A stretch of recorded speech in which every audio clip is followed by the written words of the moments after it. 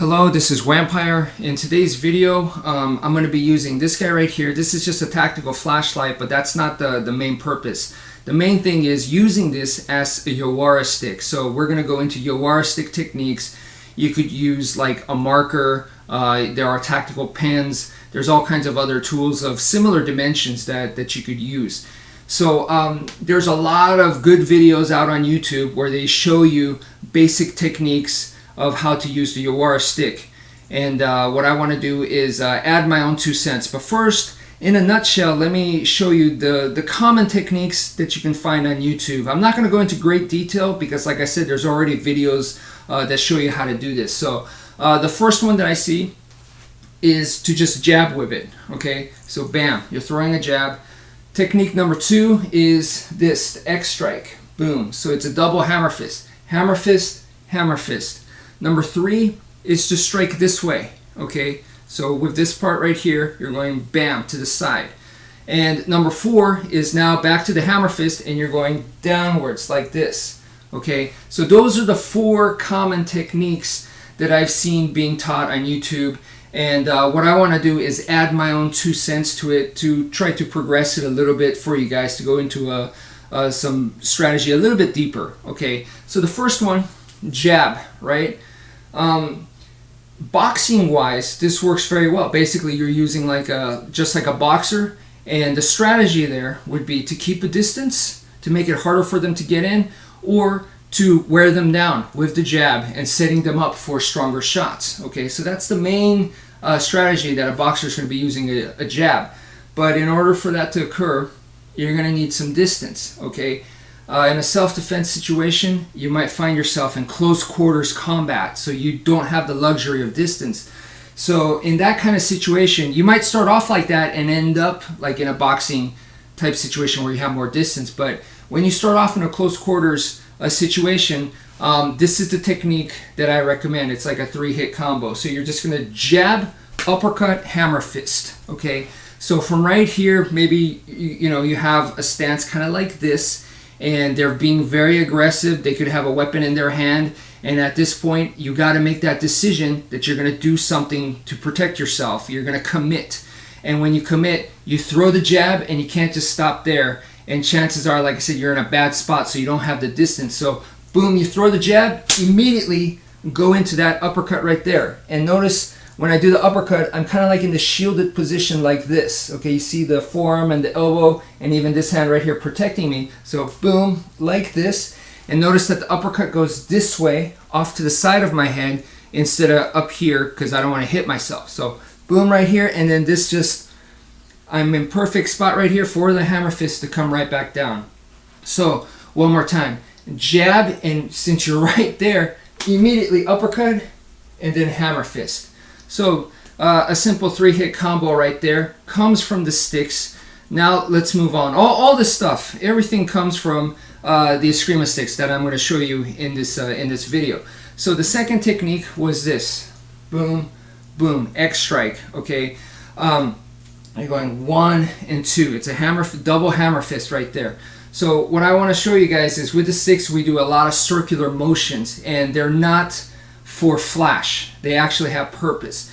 And in this case, what I want you guys to feel is right now this is an X strike, 1 and 2.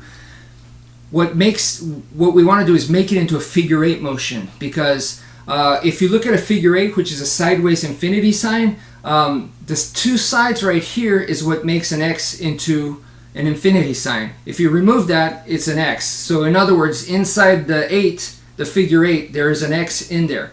Right, so this is 1, 2. I just drew an X. But if I continue the motion like so, now I'm getting the full figure 8 motion.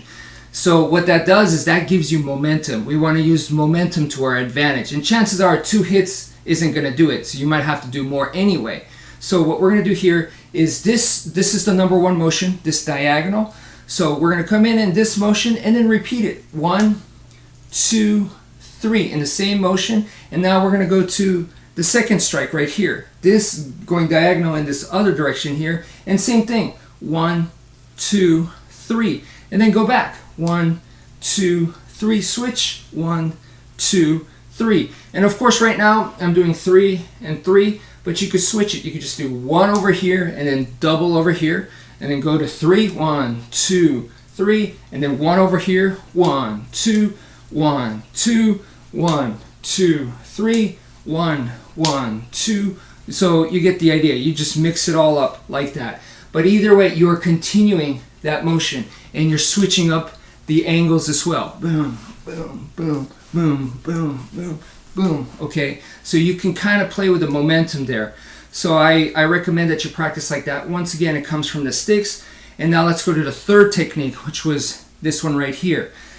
If you look at this move right here, if you put in a lot of power, you basically wrench your arm. This is a joint lock to myself. If someone were to come over from here and grab my wrist this way and pull down, you know, I'm going to get taken down. I'm putting myself in a joint lock at this point. So we have to kind of go around that. We have to find remedies for that. So one is to not hit really hard with this. The harder I hit, the more power I put in, the more I wrench my elbow joint. So what I want to do instead is to just make it a quick strike. If it's a quick strike like this, yes, I sacrifice power, but I don't wrench my arm there. Okay, so just make it a quick strike. That's one remedy. Number two is, if you are going to put in a lot of force, is to do this and continue the motion. So instead of just keep doing this, you're gonna hurt your arm. So is to put in the power and transfer it by changing the direction of your arm like this. Okay, how can this happen? This motion happens right here when you add in a strike like this. So you're coming with the side like a hook this way, and then you continue that motion this way, and then you can extend out. So you're going boom, boom, like so. 1, 2, 1, 2, 1, 2, like so. The other thing that we can do is to come this way. We're still putting in a lot of power like this, but notice that there's that downward motion. Okay, so locking it down like this, even though I'm really putting a lot of force this way, I bring my arm down, and that prevents me from, anchoring it down that way prevents me from going too much to the side and once again cranking my own arm. So anchor it down. So you could still hit pretty hard going sideways, but keep that anchoring down position in mind. That's much nicer to your own body. Okay, the last technique is this one right here. All right, I think you guys can see that this would be great for hitting someone in the groin. The problem is, if you just go directly straight like this, you lock out your own arm. We don't want to snap our own elbow. And the natural instinct, if someone were to try to hit you in the groin, is to do this, right? They go like this. And if they did that and they caught your arm, you're already like in a joint lock right here. You could start to feel the pain right there. So to avoid that, what I recommend is to come, you're still coming down this way, but it's a circular motion. Instead of going straight, keeping this motion right here, and then there's, of course, that opposite motion coming back, and that is what can wrench your elbow joint right there. If we go in a circular motion right there, we're riding off some of that force into sideways motion rather than going straight back against the joint this way in these two directions right here. So once again, it's very similar to anchoring it down. With this technique, I'm bringing it this way. So I hope you guys can see the difference. It's pretty subtle, but instead of just going straight back this way, which it's like a rubber band that your arm wants to do this, that could wrench your elbow joint right there. So we're going to go this way. So I'm coming like so. To exaggerate it more, it's a circular motion this way. So if I kept that motion going, it wants to do this, which all that's going to do is bounce off, my butt area. So that's much nicer to my joint than just going straight, back, and you could see the rubber band action right there. That could be bad on the tendons. So those are my 2 cents. Thank you for watching, and take care, folks.